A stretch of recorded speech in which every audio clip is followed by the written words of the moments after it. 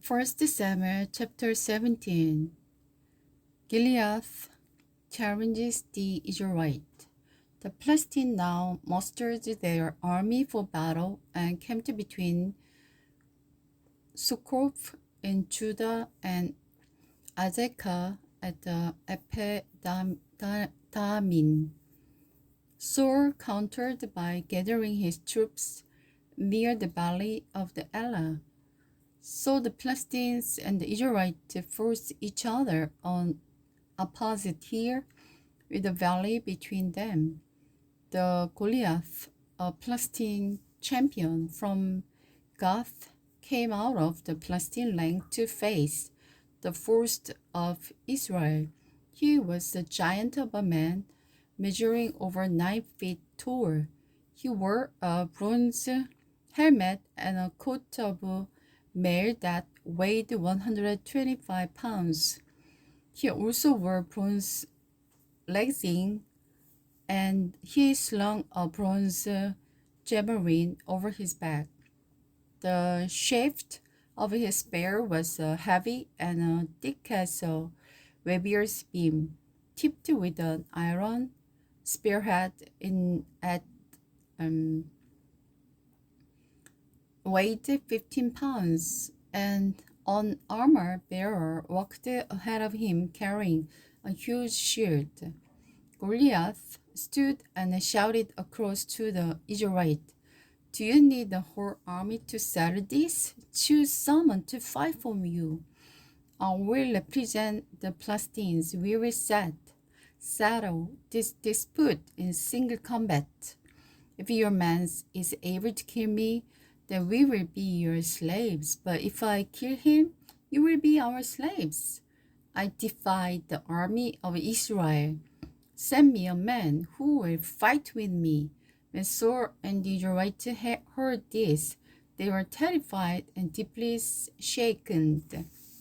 Jesse sent David to Saul's camp. Now David was the son of a man named Jesse, an Ephraite from Bethlehem in the land of Judah. Jesse was an old man at that time, and he had 8 sons in all. Jesse's 3 oldest sons, Eliab, Abinadab, and Semma, had already joined Saul's army to fight the Philistines. David was the youngest of Jesse's sons. Since David's 3 oldest brothers were in the army, they stayed with Saul's forces all the time. But David went back and forth between working for Saul and helping his father with the sheep in Bethlehem. For 40 days, twice a day, morning and evening, the Philistine giant slept in front of the Israelite army. One day, Jesse said to David, "Take this half bushel of roasted grain and these 10 loaves of bread to your brother, and give these 10 cuts of cheese to their captain. See how your brothers are getting along and bring me back a letter from them." David's brothers were with Saul and the Israelite army at the valley of Elah, fighting against the Philistines. So David left the sheep with another shepherd and set out early the next morning with a gift. He arrived at the outskirts of the camp just as the Israel's army was leaving for the battlefield with a shout and the battle cries. Soon the Israelite and the Philistine forces stood facing each other, army against army.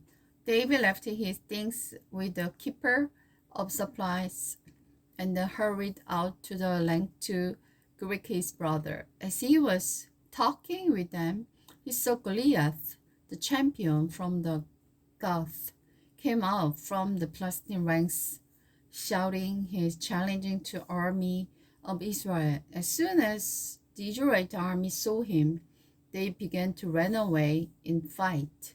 "Have you seen the giant?" the man was asking. "He comes out each day to challenge Israel. And have you heard about the huge reward the king had offered to anyone who killed him? The king will give him one of his daughter for a wife, and her family will be the example from paying taxes. David talked to some other standing there to verify the report. What will a man get to for killing this Palestine and putting an end to his abuse of Israel? He asked them, who is this pagan Palestinian anyway, that he is allowed to defy the army of the living God? And David received the same reply as before. What you've been hearing is true. That is the reward for killing the giant. Now, when David's oldest brother Eliab heard David talking to the man, he was angry. What are you doing around here anyway? He demanded. What about those few ships you are supposed to be taking care of? I know about your pride and dishonesty. You just want to see the battle. What have I done now? David replied. I was only asking a question. He walked over to some other and asked them the same things and received the same answer. Then David's question was reported to King Saul, and the king sent for him.